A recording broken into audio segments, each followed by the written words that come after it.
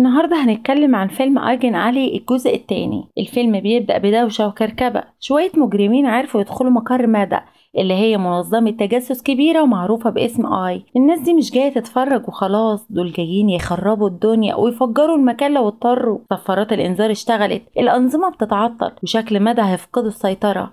بس في اللحظة الحاسمة أيجن بكار وبوبي بيدخلوا بكل قوتهم، ومعاهم فرقة تانية من العملاء بيحاربوا علشان يرجعوا المجرمين لورا.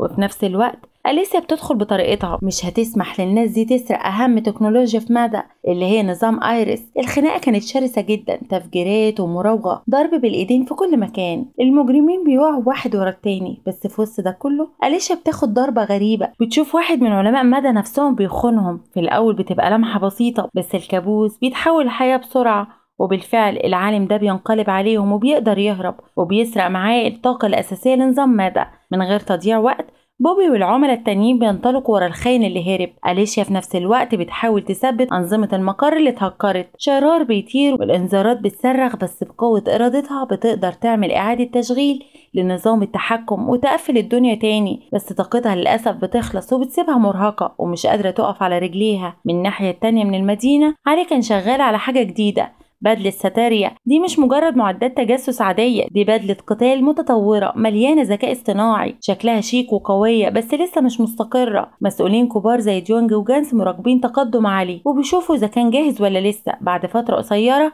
داك عمان بيوصل، ومعاه رئيس الأمن بتاعه أمير وابن أخوه إيلي اللي هو يعتبر دراعه اليمين. داك بيعمل إعلان كبير، عايز يعين ديونج وجانس رؤساء لإنفيزو ونورو، أقسام كبيرة بتساعد في حماية ساباريا. هما بيوافقوا ومستنيين يحسنوا الأوضاع، بس هما كمان جايين يشوفوا إيه آخر تطورات علي في البدلة الجديدة.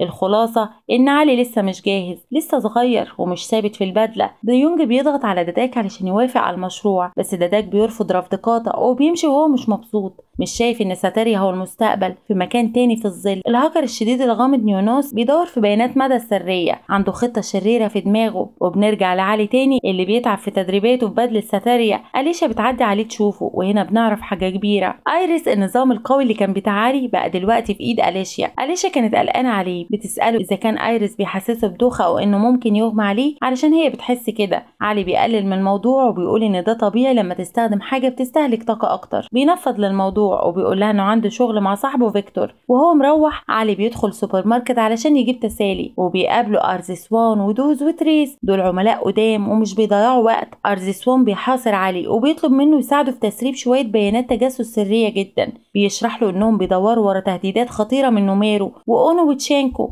وكل دول على حسب كلام ارزسوان بيتحكم فيهم شخصية غامضة اسمها زيرو. هم عايزين يكشفوا مين زيرو ده، بس علي بيرفض. القواعد هي القواعد. أرض سوام مش بيضغط عليه، بس قبل ما يمشي بيحذره بوضوح. طول ما زيرو لسه موجود سايبرا في خطر. في وقت متأخر من الليل في البيت علي بيخلص اليوم وبينظف أوضة المعيشة، والتلفزيون شغال في الخلفية بالأخبار.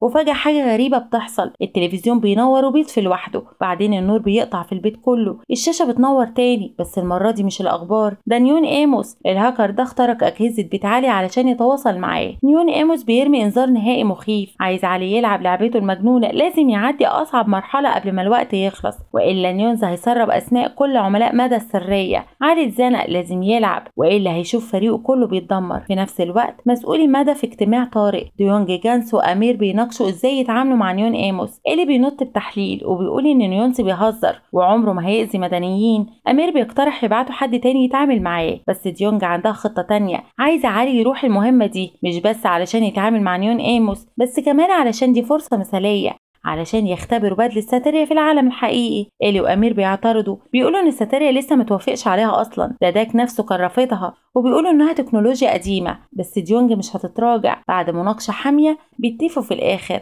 علي هيتبعت في المهمة، بس مش هيروح لوحده، أليشا وبكار هيدعموه. وفي الوقت اللي ده كله بيحصل تطور تاني بيظهر في الظل. واحد من المجرمين اللي دخلوا مدى في الأول بيتزنق من شخصية مرعبة، زيرو نفسه. المجرم مرعوب وعارف ان الخيانة مش اختيار وارد، بس القناع بيتزحلق. ده تريس متنكر في هيئة زيرو. أرز سوان ودوز بيطلعوا من الظل، هما بيعملوا تحقيقهم الخاص في زيرو. وبنرجع لعلي وهو بيتجهز للمهمة الأخيرة. نيموس بيلاحظ حاجة، علي مش لوحده، جايب معاه دعم. وهنا اللعبة المجنونة بتبدأ بجد. نانسي بيحط القواعد، قواعد بسيطة بس مش قاتلة. القواعد سهلة على الورق، علي بس لازم يوصل لنهاية نفق. بتبان انها سهلة، بس النفق ده مليان طيارات درون على شكل عنكبوت بتاعت نيونوس، بتبوظ العربيات وبتحبس المدنيين وبتعمل فوضى عارمة. علي مش بيتردد وبينطلق جري وبيدور ورا واحد من روبوتات العنكبوت اللي بتخطف ناس أبرياء. وبكار وأليشيا بينقسموا علشان يتعاملوا مع الباقي، بس في الوقت اللي علي بيحارب، أليشيا بتاخد رؤية تانية من خلال أريس. ألم بيخترق دماغها ومش قادرة تستحمله، بس بتكمل. علي بقى بيدخل مباشرة في فخ نيونوس، شبكات بتتقفل عليه وبتحبسه. اتزنق وما بقاش عارف يعمل حاجة. وبعدين نيونوس بيظهر من الظل والكشف الكبير بيحصل. نيونوس مش عقل مدبر شرير ولا شرير قديم، ده مجرد ولد في سن علي كان مرشح للانضمام لمادا برضه، بس بسبب علي رفضوه. دلوقتي زعلان وغضبان وبيلوم علي انه سرق المكان اللي كان المفروض يبقى بتاعه. وفي الوقت اللي نيونوس بيتحرك علشان يقضي عليه، أليشيا بتقتحم المشهد وبتنقذ علي. نيونوس بيتجنن، بيكره ان حد يقطع غضبه، بيهكر انظمه النفق وبيفتح البوابات. فجاه ميه البحر بتندفع زي موجه تسونامي وبتبلع كل حاجه. المدنيين بيصرخوا، الانذارات شغاله، النفق كله هيقع. العمير بار بيتصرف بسرعه وبيركب الناس في عربيته وبينطلق لقدام، بس الطريق مسدود، حيطه من العربيات قافله الطريق. وهنا أليسيا على الرغم من الصداع اللي بيدمرها بتدخل بآيريس، بتنظف الطريق وبتخلي بكار يهرب بالمدنيين، بس المجهود كبير عليها. جسمها بيغزلها وبتقع وبيغمى عليها في مكانها. علي بيسمع الذكاء الاصطناعي البدل الستارية في ودنه وبيديله أوامر إنه يكمل ويركز على المهمة، بس علي مش قادر. وأليسيا واقعة، بيتصل وبيوقف المطاردة وبيرجع وبينقذها بالعافية. بيخرجوا قبل ما النفق يتملي مية. الكل بينجو بس نيونوس بيهرب. بعد كده دوز وتريس بيقدروا ياخدوا واحد من روبوتات العنكبوت بتاعة نيونوس كدليل لبحثهم. في المقر أليشيا بتصحى والندم باين عليها، المهمة خلاص فشلت. نيون إيموس هرب ومشروع ساتيريا شكله هيتوقف. انجيتا بتبالغ وبتقول لجنرال راما ان أليشيا مستخدمه الايريس احسن من علي بكتير. الضغط عليها كبير قوي. في المدرسه المدرسه منى بتوزع نتائج الامتحانات. مش مفاجاه، أليسيا بتاخد المركز الاول وفيكتور بياخد التاني. وهم مروحين أليشيا بتفضفض لعلي عن قد ايه ايريس كان صعب على جسمها وقد ايه بتحس بدوخه وارهاق وانها متبهدله، بس علي بينفض لها وبيقول لها ده طبيعي جدا، وده بيزود غضبها. حاسه بالذنب برضه علشان انهيارها سبب فشل مهمه علي، ودلوقتي ممكن يلغوا ساتيريا ويستبدلوه بمشروع تاني خالص. علي مش بيزعل منها وبيأكد لها انه مش بيلومها على اي حاجه حصلت. وفي اللحظه اللي الموضوع بيبقى جد، فجاه سوسي وفيكتور بيظهروا، بيشوفوا علي وأليسيا مع بعض وبيفترضوا طبعا ان الاتنين بيذاكروا مع بعض في السر. فجاه بيتجمعوا كلهم في بيت علي، بس بدل ما يذاكروا بيلعبوا فيديو جيمز. حتى أليشيا الطالبه اللي طول عمرها مثالية بتندمج وبتضحك وبتلعب لحد ما بتنسى الوقت. ده أول مرة بتتحرر وبتنسى كل الضغوط اللي عليها. بس لما سوسي بتخسر كتير بتنفعل وبتسيب علي وفيكتور وأليشا علشان يرجعوا للمذاكرة. في نفس الوقت أريس وان لسه شغال بجد في مهمته علشان يدور على زيرو، بيدرس تحركاته ونظمه وبيتوقع مين هيكون ضحيته الجاية. في نفس الوقت تريس بيكسر روبوت العنكبوت اللي قبضوا عليه، بيكشف حاجة كبيرة، كذا نقطة إشارة مخفية زي فتافيت الخبز بتودي لعمليات نيونوس. وبنرجع لعلي. أليشيا بتتفقد في السر تقدم علي مع بدلة ساتيريا، بتلاحظ عيب. أضعف منطقة عند علي هي في الجزء العصبي، الجزء اللي بيحتاج قوة العقل وتخطيط وتركيز، فبتاخد على عاتقها إنها تدربه. بتتحداه في الشطرنج، بتشرح له إزاي ده بيقوي التركيز وبيعلمك تفكر لقدام. وبعدين بتنتقل للتدريب البدني، بتدربه على القتال بالأيدي من غير الاعتماد على الأدوات. بالإضافة لكده بتقوي مهارات الذاكرة بتاعته. أليشيا بتتحول لمدربته وشريكته وبتدفعه يطلق العنان لإمكانياته الكاملة مع زاتريا. الأمور ماشية كويس لحد ما نيونوس بيظهر تاني. المرة دي بيهاجم ملعب أطفال وبيحوله لساحة المعركة بتاعته. الفوضى بتعم وأمير بينشر العملاء بسرعة علشان يقفلوا المكان، مصمم إنه مش هيسمح بكارثة نفق تانية تحصل. ورا الكواليس القيادة العليا بتعمل اجتماع تاني، وهنا بنعرف قصة نيونوس بالكامل. هو فعلا كان متدرب في مادا بس اترفض علشان كسر قواعد تأديبية كبيرة، وده كسره جدا. ودلوقتي كل اللي عايزه هو الانتقام وبس. في الشارع أليسا بتتنكر وبتراقب نيونوس وبتشوفه من بعيد وبتحاول تراقبه بهدوء، بس نيونوس حاد بيحس بيها وبيشن هجوم مفاجئ. في نفس الوقت روبوتات العنكبوت بتاعته بتنزل على مدينة الملاهي وبتحبس الأطفال وبتقلب الألعاب وبتنشر الخوف والرعب. أليشا بتحارب بقوة بس الضغط كبير. القيادات العليا هم شايفين الوضع بيتدهور بيحاولوا يبعتوا تعزيزات بس عدد العملاء قليل. الجنرال راما نفسه بيتدخل في الآخر وبيتولى المسؤولية. ديونج بتستغل اللحظة علشان تجادل تاني علشان يبعتوا علي ببدلة ساتيريا في الأول. التانيين بيرفضوا ولسه متأثرين بفشل مهمة النفق، بس مع تفاقم الأزمة علي بياخد الضوء الأخضر في الآخر وبيلبس بدلة ساتيريا وبينطلق علشان يساعد أليشيا. في المقر التوتر بيزيد، القيادات العليا مفيش أخبار عندهم من الميدان والخوف بيبدأ ينتشر.